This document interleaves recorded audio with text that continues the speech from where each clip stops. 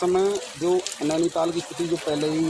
Hello friends, कई बार कई video बनाते वक्त बहुत दुख होता है और ख़ास करके आज का ये वीडियो, पता नहीं उत्तराखंड को किसकी नज़र लग गई है।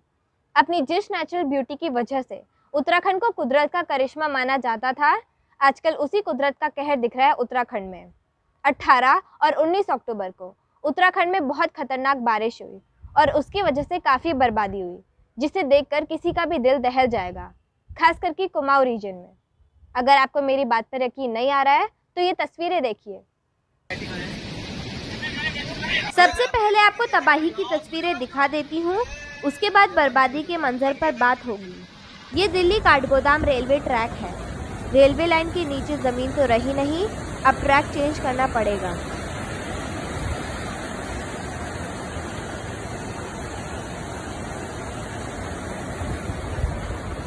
ये कोसी नदी पर रामनगर डैम है।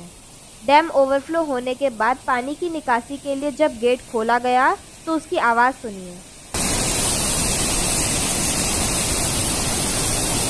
ये तस्वीर नैनी झील से ओवरफ्लो हुए पानी की है।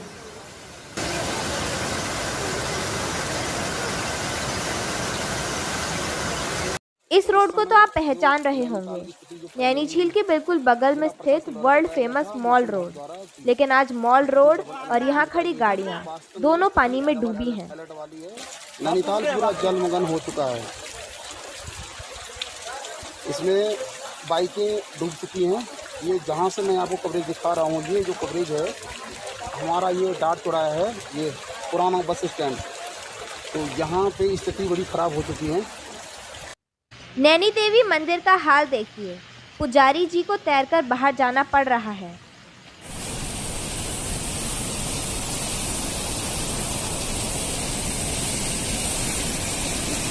रामनगर रानीखेत रोड पर स्थित ये मशहूर लेमन ट्री रिजॉर्ट है। गाड़ियाँ किस तरह पानी में डूबी हैं, उसे भी देख लीजिए। करीब 100 से ज़्यादा टूरिस्ट यहाँ फंस गए थे। राहत की बात ये रही कि उन्हें रेस्क्यू कर लिया गया। ये गोला ब्रिज है, लेकिन उफनती लहरों के सामने ये भी टिक नहीं सका। अब इसी पुल को दूसरे एंगल से देखिए। जिस वक्त ये पुल गिर रहा था, उस समय वहां मौजूद कुछ लोगों ने पुल पर आ रहे लोगों को सावधान कर दिया, वरना बड़ा हादसा हो सकता था। अरे वापस जा रहे, वापस जा रहे, अरे आगे मत जाओ अभी जी, वापस वापस वापस वापस, पुल टूट गया, वापस भाग, पुल टूट रहा है गोलापुर का, भागो। अरे भयंकर तूफान पे। अब तक तो आप समझ गए होंगे कि बाढ़ ने कितनी तबाही मचाई है। अब तक ये माना जाता था कि बाढ़ से ऐसी बर्बादी सिर्फ मैदानी इलाकों में ही हो सकती है। पहाड़ में दोनों तरफ घाटियां होती हैं और घाटी के दोनों तरफ पहाड़ियां होती हैं, जिस वजह से बाढ़ नहीं आ सकती। लेकिन इस बार बारिश ने तो ये गलतफहमी भी दूर कर दी।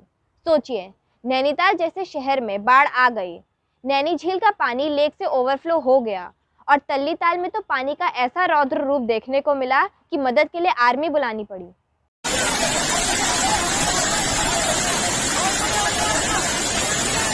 दुकान में फंसे लोगों को रेस्क्यू करते आर्मी जवानों की ये तस्वीर नैनीताल के तल्लीताल इलाके की है। जैसा कि आप जानते हैं, नैनीताल अब कंक्रीट का जंगल बन गया है। पतली पतली गलियां हैं।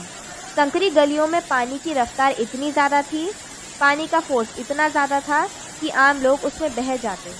ऐसे में उन्हें रेस्क्यू करने के लिए आर्मी को बुलाना पड़ा।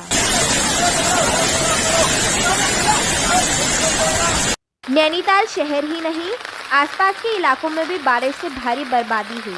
लैंडस्लाइड की वजह से गाड़ियों को भी काफ़ी नुकसान हुआ। सोना चाहे अपने जो जहाँ रुके हुए वहाँ चले जाए, और रात में ना आप यहाँ सब फंसे रहेंगे, ना खाना मिलेगा ना सोना मिलेगा। ये ध्यान दें सभी लोग। जो लोग वापस हो सकते हैं नैनीताल जाइए, वापस वहाँ रुक जाइए तभी। जो लोग भवाली की तरफ जाना चाहते थे वो रास्ते में ही फंस गए। वो तो किस्मत अच्छी थी कि पुलिस ने रोक लिया, वरना जिंदगी खतरे में पड़ सकती थी। जो वापसी नैनीताल करना चाह रहे हैं वो वापसी कर लें। ये आगे भवाली रोड कम से कम 5-7 जगह बंद हो चुका है।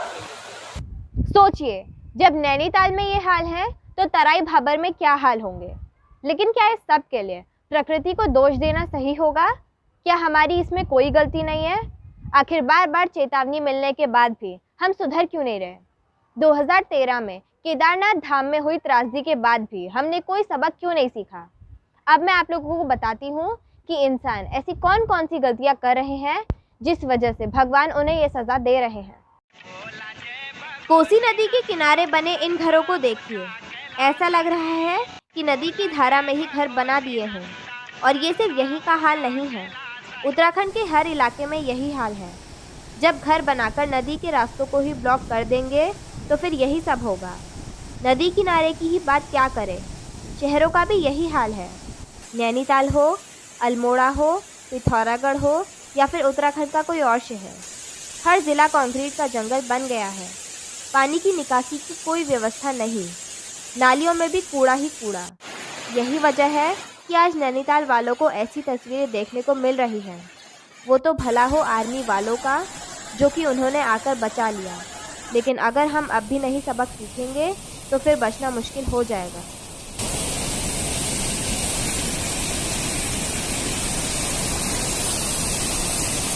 आपने सोने के अंडे देने वाली मुर्गी के बारे में तो सुना ही होगा। सभी अंडे एक ही दिन में हासिल करने के चक्कर में उसके मालिक ने उसको मार दिया था। उत्तराखंड की नेचुरल ब्यूटी भी सोने के अंडे देने वाली मुर्गी की तरह है।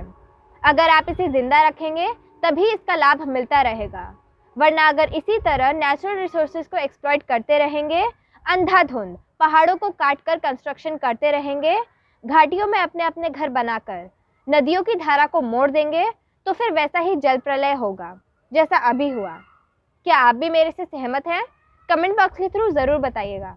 वीडियो पसंद आए तो वीडियो को लाइक एंड शेयर करें, चैनल को सब्सक्राइब करें, साथ ही बेल आइकन प्रेस करके ऑल नोटिफिकेशन ऑन करना ना भूलें। Thanks for watching.